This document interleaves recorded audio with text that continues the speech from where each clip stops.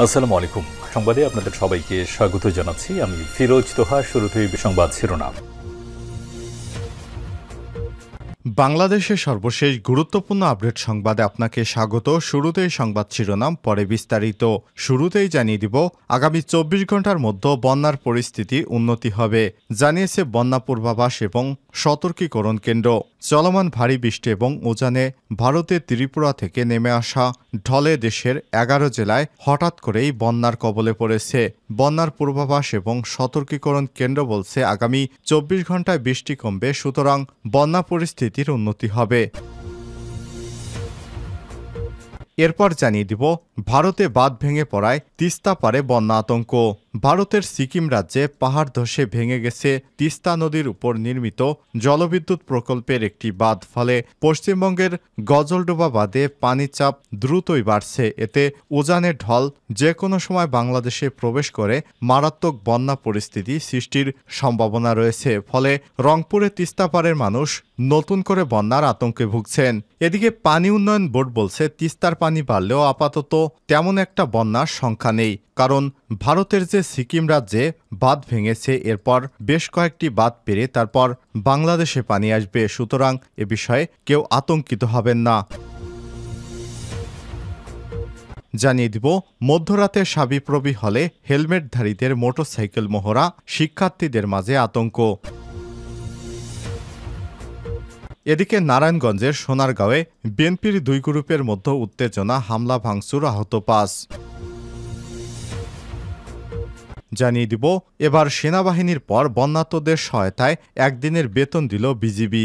বন্যার্তদের সহায়তায় একদিনের বেতন দিয়েছে বর্ডার গার্ড বাংলাদেশ।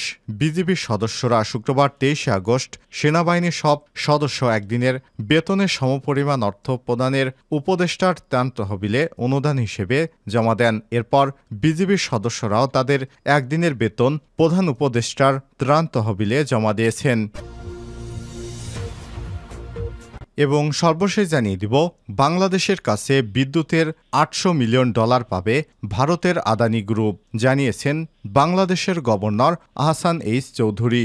বাংলাদেশের কাছে শেখ হাসিনার আমলের $৮০০ মিলিয়ন পায় ভারতীয় শিল্প গোষ্ঠী আদানি গ্রুপ। গোষ্ঠীটির বিদ্যুৎ উৎপাদন কোম্পানি আদানি পাওয়ার এই অর্থ পায় বলে মার্কিন সম্প্রচার মাধ্যম ব্লুমবার্গকে জানিয়েছে বাংলাদেশের গভর্নর, নবনিযুক্ত গভর্নর আহসান এইচ মনসুর চৌধুরী।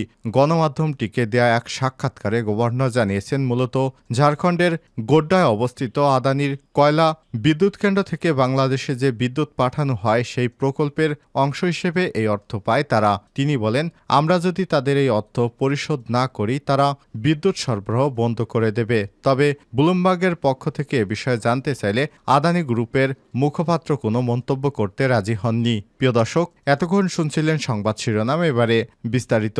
তবে তার আগে বন্ধুরা, অনুরোধ থাকবে সংবাদটিতে একটি লাইক দিন।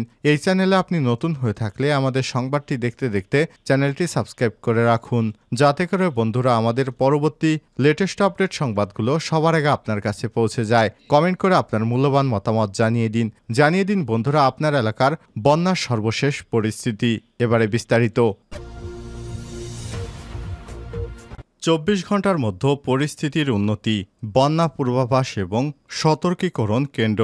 চলমান ভারী বৃষ্টি এবং উজানে ভারতের ত্রিপুরা থেকে নেমে আসা ঢলে দেশের ১১ জেলায় হঠাৎ করে বন্যার কবলে পড়েছে। বন্যা পূর্বাভাস এবং সতর্কীকরণ কেন্দ্র বলছে, ২৪ ঘন্টায় বৃষ্টি কমে আসবে। তবে আবহাওয়া অধিদপ্তর বলছে, আগামী ৩ দিনে এই বৃষ্টি কমে যাওয়ার কোনো লক্ষণ নেই। কিছু এলাকায় মাঝারি থেকে ভারী এবং অতি ভারী বৃষ্টিপাতের আভাস দিয়েছে অধিদপ্তর। শুক্রবার ২৩ আগস্ট বাংলাদেশ পানি উন্নয়ন বোর্ডের বন্যা পূর্বাভাস এবং সতর্কীকরণ কেন্দ্রের নির্বাহী প্রকৌশলী সর্দার উদয় রায়হান স্বাক্ষরিত নদ নদীর পরিস্থিতি এবং পূর্বাভাসে এই চিত্র তুলে ধরা হয়।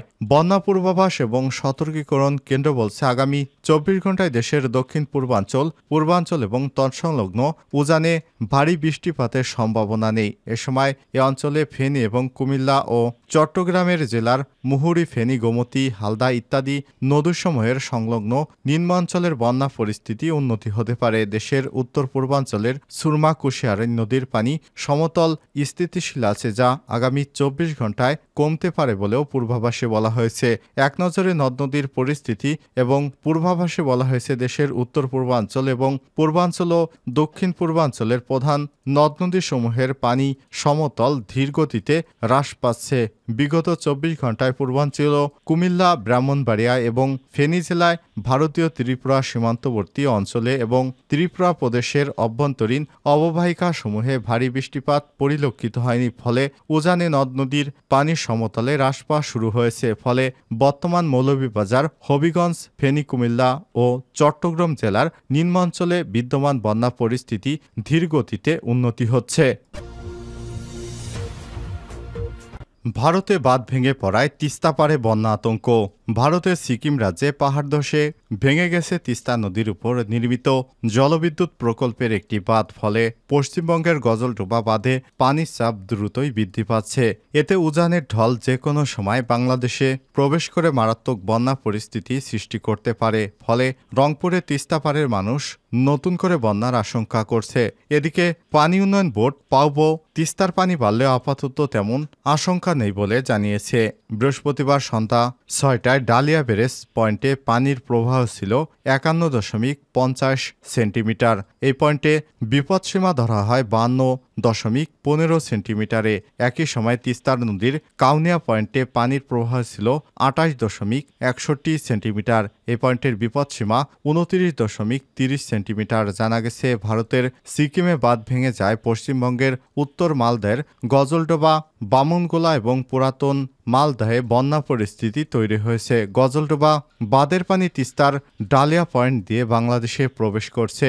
এ বিষয়ে রংপুর পানি উন্নয়ন বোর্ড এর নির্বাহী প্রকৌশলী রবিউল ইসলাম জানিয়েছেন, তিস্তার পানি বাড়লেও বন্যা পরিস্থিতি সৃষ্টি নাও হতে পারে। এ ব্যাপারে পানি উন্নয়ন বোর্ড সবসময় সব ধরনের প্রস্তুতি নিয়েছে, সুতরাং আতঙ্কিত না হওয়ার জন্য অনুরোধ করেছেন তিনি। মধ্যরাতে শাবিপ্রবির হলে হেলমেটধারীদের মোটরসাইকেল মহড়া আতঙ্ক। শাহজালাল বিজ্ঞান ও প্রযুক্তি বিশ্ববিদ্যালয়ের শাবিপ্রবি ছাত্রদের আবাসিক হলে মধ্যরাতে হেলমেট বাহিনী দুর্বৃত্তদের মোটরসাইকেলের মহড়ায় শিক্ষার্থীদের মধ্যে আতঙ্ক বিরাজ করছে। বৃহস্পতিবার দিবাগত রাত 12টায় এই দুর্ঘটনা ঘটে বলে জানায় প্রত্যক্ষদর্শীরা। এ সময় বিশ্ববিদ্যালয়ের 3টি আবাসিক হলে শিক্ষার্থীদের শুক্রবার দুপুর 12টার মধ্যে বের হয়ে যেতে নিরাপত্তারক্ষীদের হুঁশিয়ারি দিয়ে যায় বলেও জানানো হয়েছে। তবে কে বা কারা মহড়া দিয়েছে তাদের কাউকেই চিনতে পারেনি বলে জানান শিক্ষার্থী এবং নিরাপত্তারক্ষীরা। পরবর্তী রাত 3টার দিকে সেনাবাহিনীর টহল টিম এসে শিক্ষার্থীদের নিরাপত্তার জন্য আশ্বাস দেন তারা বিশ্ববিদ্যালয়ের আশেপাশেই থাকবেন বলে জানান। এর আগে শিক্ষার্থীরা হল গেটে একত্রিত হয়ে অবস্থান করেন। সেনাবাহিনী আশ্বাস পেয়ে শিক্ষার্থীরা নিজেদের কক্ষে ফিরে যান। এ বিষয়ে আবাসিক শাহপরান হলের প্রত্যক্ষদর্শী এক শিক্ষার্থী বলেন, মোট 8টি মোটরসাইকেলে করে হেলমেটধারী 20 থেকে 25 জন রাত 12:30টার দিকে হলের সামনে এসে মহড়া দিয়েছেন। এ সময় তারা হই হই রই রই, ছাত্রলীগ গেলি কই, অ্যাকশন অ্যাকশন, ডাইরেক্ট অ্যাকশন বলে স্লোগান দিতে থাকে। 3টি হলের সামনেই তারা এই মহড়া দেয়। পরে তারা হলের নিরাপত্তা কর্মীদের বলে গেছে, যারা এখনো হলে আছে তারা যেন হল ছেড়ে দেয়। বিশ্ববিদ্যালয়ের শাহপরান হলের নিরাপত্তা কর্মী আরিফ হোসেন বলেছেন, আমি হল গেটে বসেছিলাম, হঠাৎ করে 8 থেকে 10টি মোটরসাইকেলে 20 থেকে 22 জনের একটি দল আমার সামনে এসে মিছিল দিচ্ছিল।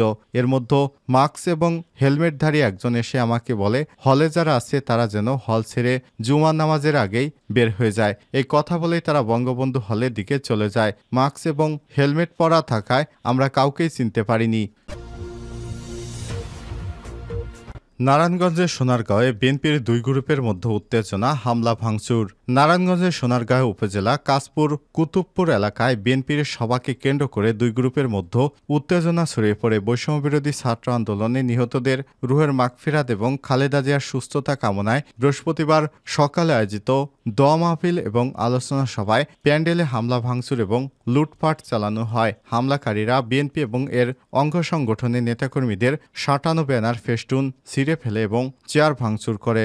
সবার আয়োজক বিএনপির নেতাকর্মীরা প্যান্ডেল নির্মাণে বাধা প্রদানকারীদের ধাওয়া দিলে তারা দৌড়ে পালিয়ে যায়। এই ঘটনায় অন্তত 5 জন আহত হয়েছে। আহতদের স্থায়ী ক্লিনিকে চিকিৎসা দেওয়া হয়েছে। এই ঘটনার পর থেকে পুরো কাশপুর কুতুবপুর এলাকায় উত্তেজনা ছড়িয়ে পড়েছে। এই ঘটনায় কাশপুর ইউনিয়নের 1 নং ওয়ার্ড বিএনপির সাবেক সভাপতি মুজিবুর রহমান বাদী হয়ে বৃহস্পতিবার বিকালে সোনারগাঁও থানায় একটি অভিযোগ করেছেন। এলাকাবাসী জানায়, উপজেলা কাশপুর ইউনিয়ন বিএনপির উদ্যোগে আয়োজিত বৈষম্যবিরোধী ছাত্র আন্দোলনে নিহতদের মাগফিরাত মাগফিরাত কামনা এবং খালেদা জিয়ার সুস্থতা কামনায় দোয়া মাহফিল এবং আলোচনা সভার আয়োজন করা হয়। আগামীকাল শনিবার 24 আগস্ট এই সভা অনুষ্ঠিত হওয়ার কথা রয়েছে। সভায় সোনারগাঁও থানা বিএনপি এবং অঙ্গ সংগঠনের শীর্ষ নেতারা উপস্থিত থাকবেন বলে জানা গেছে। ওই সভাকে কেন্দ্র করে নেতাকর্মীরা সভাস্থলে চেয়ার, ব্যানার এবং ফেস্টুন সাটিয়েছেন।